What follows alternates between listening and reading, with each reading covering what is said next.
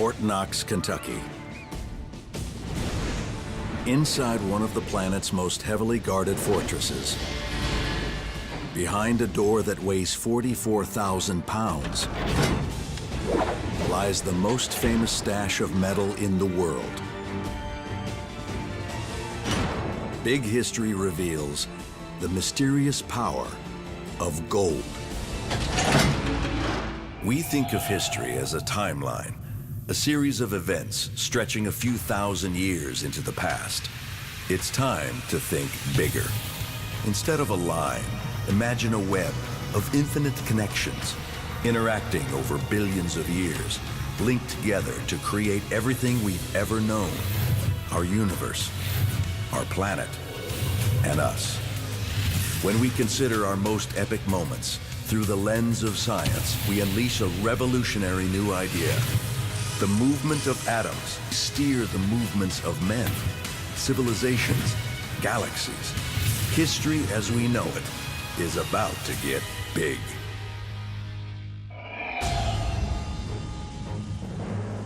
Fort Knox. Rumored to contain gold worth almost $250 billion. But why is this metal worth anything at all? The value associated with gold is entirely imaginary. But people were motivated by that belief, and that belief had a huge impact.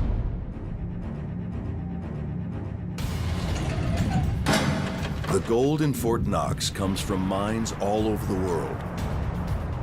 North and South America, Africa, Australia. Traditional history tells us that wherever gold is discovered, men always rush to dig it up. But Big History tells us why.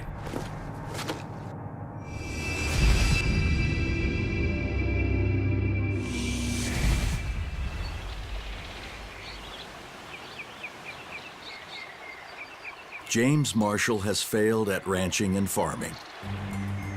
He now hopes to make his fortune running a sawmill. One morning, Marshall sees something in the water.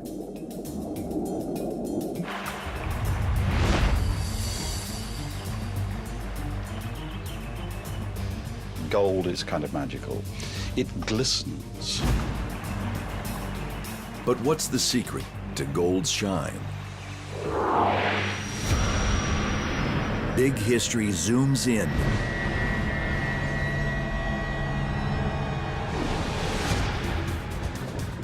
to a single atom of gold. When light hits the electrons orbiting the nucleus, the electrons fly around and form clouds, causing the light to bounce back into the eyes of James Marshall and everyone else who sees gold. The science behind gold has a big impact. Marshall and his partner John Sutter try to keep the discovery a secret, but word gets out. Traditional history tells us that 49ers come from as far away as Mexico, Ireland, Peru, Russia, and Australia to strike it rich in California. But Big History gives us something different. Big History likes to consider a whole range of theories about our attraction to things that glitter, with bling if you like. What's the origin of this attraction to glittering things? Could gold's shine be connected to our survival as a species? To find out, Big History links back almost 200,000 years.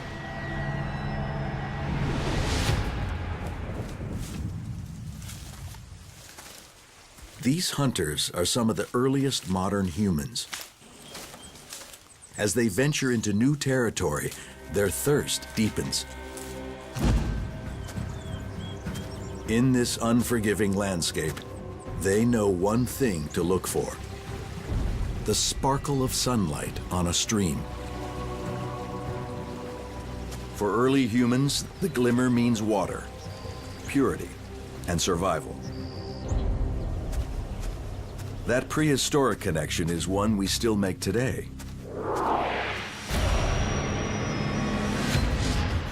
Humans are hardwired to seek outshine.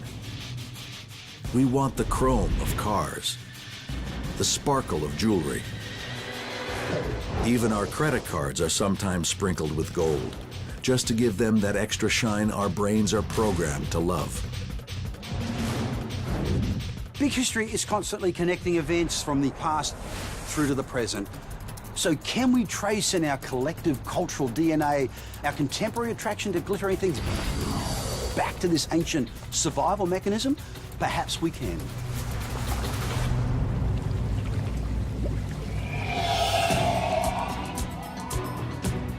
In the era of ancient civilizations, gold is seen throughout the world as the king of metals and the metal of kings. It shines like the sun, and unlike other metals, it never rusts or tarnishes. Gold seems eternal, like the gods and those who rule in their name. If you're looking for something to advertise your status as an early king or an early emperor, gold is the way to go. There's another reason for the power this metal has over us. It's quite rare. If gold were everywhere, you know, if it was like pebbles on the beach, we certainly wouldn't value it. Then, over 2,500 years ago, on one side of the planet, a new idea about gold emerges. The Mediterranean. As trade routes expand, gold becomes money. Gold seems to have value, so it makes exchanges much easier. And that makes it a natural form of money. But why turn to gold instead of other metals? People of the ancient world only know of 7 metals: gold, copper, lead, tin, silver, mercury, and iron.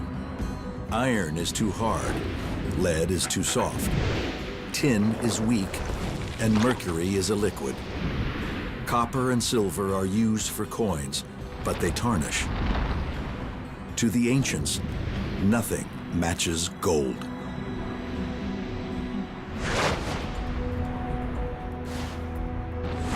In Europe and Asia, gold coins become symbols of the nations that mint them. Gold coins let ordinary people hold the metal of the gods. I think it's this combination of the glittering attraction of gold and the fact that when you link that to the power of a king's image on one side and the power of a god on the other, you've got like a triple whammy there. The power of money, combined with the scarcity of gold, will lead to blood and conquest. Despite one mysterious fact, gold may seem rare, but Earth holds a secret supply. There's not only enough for everyone, there's enough to drown the planet.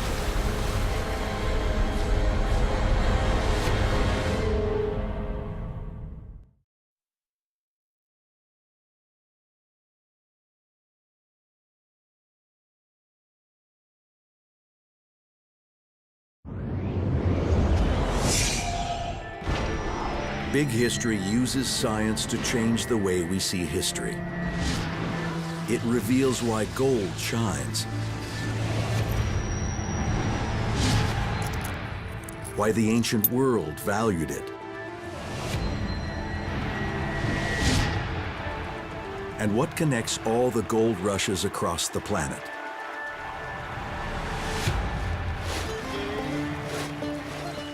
Which leads to a bigger mystery. Why is this rare treasure found in some places, but not others? Big History shows us that without understanding the origins of this extraordinary metal, none of the uses of gold would have been possible. None of human history would have made sense unless we embed it in this much larger context of the planet, the solar system, our galaxy, indeed the entire cosmos.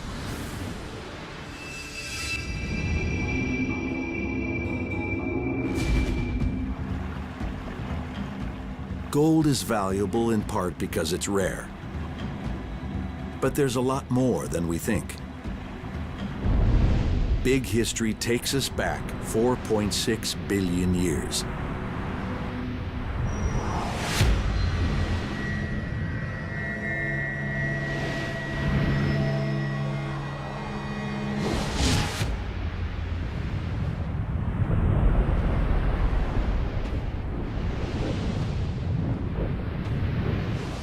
Gravity is pulling together space debris to form our home. Early Earth was molten, and most of the heavy metals sank to the core. There's enough gold that you could cover Earth's surface to a thickness of 12 or 13 feet.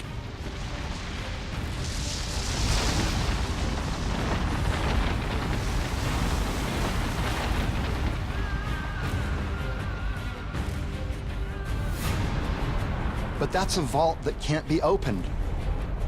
We can't go down to the core of the Earth. Our planet is the ultimate version of Fort Knox, guarding its gold supply under 1,800 miles of rock. But a new shipment of gold is on the way. Carried in meteors that drive into Earth's crust.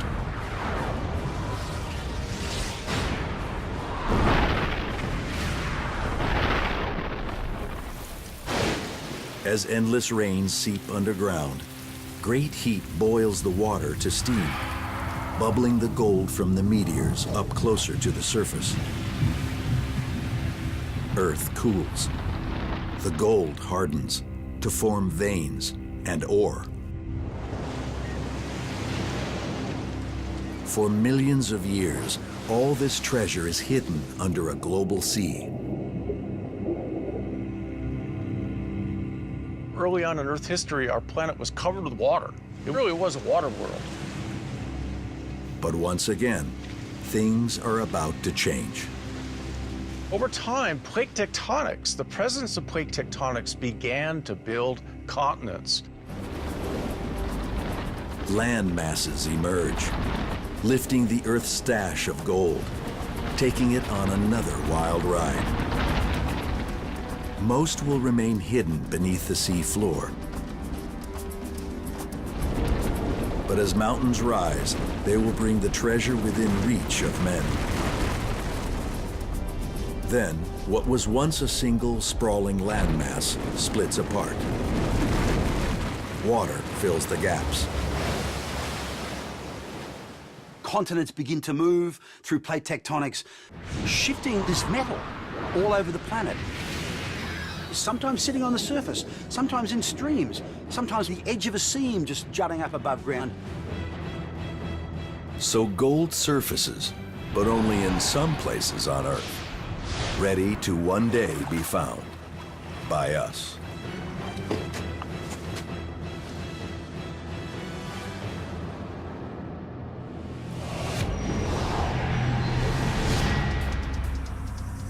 As we've seen, we're hardwired to seek gold. But as civilizations develop, we seek gold in different ways.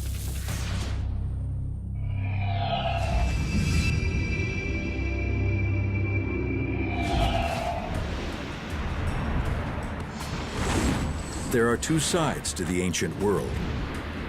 On one side of the planet, gold is used for money. But the civilizations of the Americas don't have coins. There, gold is used only to create objects of beauty and worship. Gold remains a divine metal, reserved for gods and kings. Native people were totally fixated on it in terms of what you could make with it. It was a really neat stuff, but it wasn't money. In Europe, the thirst for shininess has turned into an all-out obsession with money.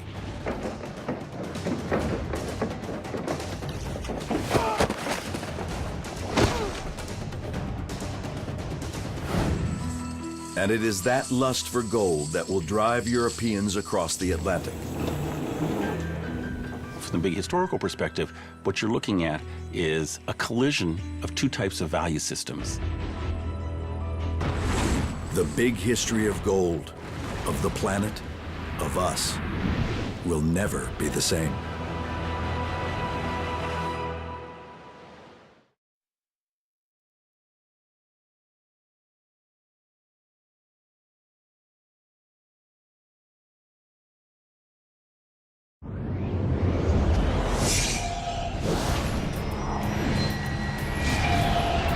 Big history has connected the story of gold to an inevitable collision on a global scale. Molten gold bubbles up on early Earth,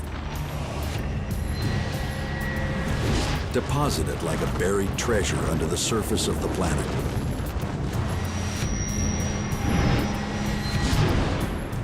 The treasure moves with the continents as the planet splits in two.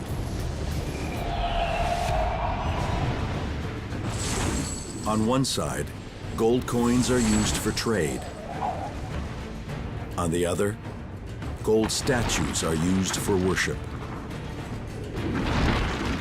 These great civilizations in the Americas, as impressive as they were, had not yet reached a stage in civilizational development that required coinage to facilitate large-scale exchange. Gold is being used just to create these images of our gods for its symbolic, elite imagery.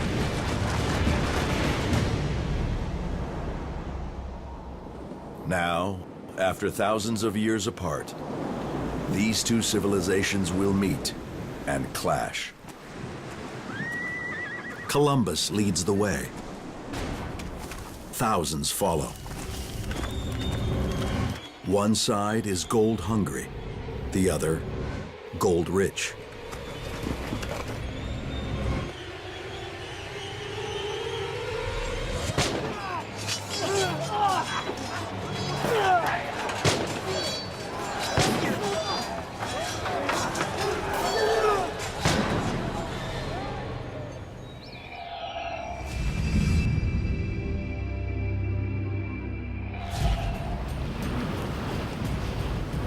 The scramble for wealth connects both sides of the planet. A threshold is crossed, and there's no going back. The Americas become an outpost for the Spanish conquistadors. It is the start of the first truly global gold rush. Almost all the gold that the Spaniards got initially came from melting down statues. And to the Spaniards, these statues were sort of ugly and worthless. What it was worth is when you packed it down into the smallest lump you possibly could and put it in your ship, because then it could be melted down into coins. Today, many locations still bear names given during the Spanish conquest, like San Diego or Sacramento, a city just miles away from where, in 1848, James Marshall sees those shiny bits in the water. The discovery of gold in California absolutely caused men to go mad with the gold fever. Once again, the effects are global. Once you've identified all the gold fields in California, if you're a gold prospector, what do? Okay, next is Australia, and then Africa, and then Siberia, and then the Yukon. The California gold rush triggers gold rushes throughout the world. Russia, Australia, South Africa. The reason people speak Afrikaans and English in South Africa is because the gold fields in those areas were attractive. They didn't go there just to have an attractive place to raise goats. They were looking for gold. It was a global search for gold.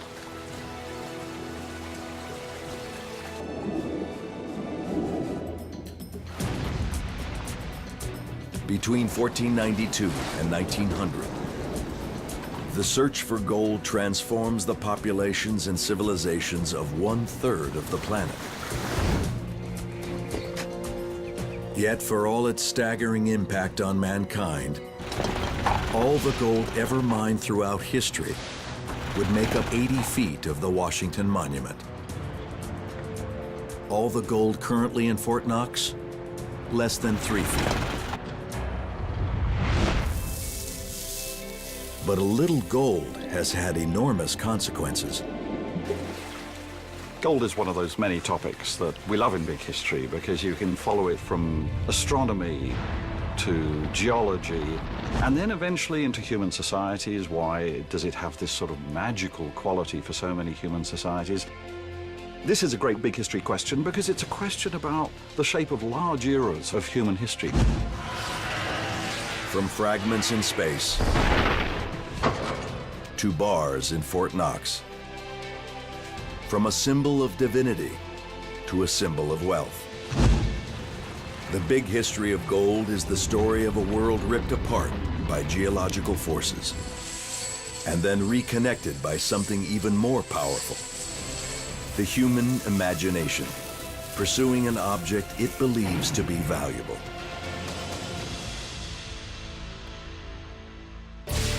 But the story of gold is just the beginning. There's a much bigger puzzle hidden in Big History. Each episode unlocks a clue. Everyday things like beef, weapons, and cell phones hold the key. Watch them all, and you'll see this grand mystery revealed. The big history of time, of space, the big history of us.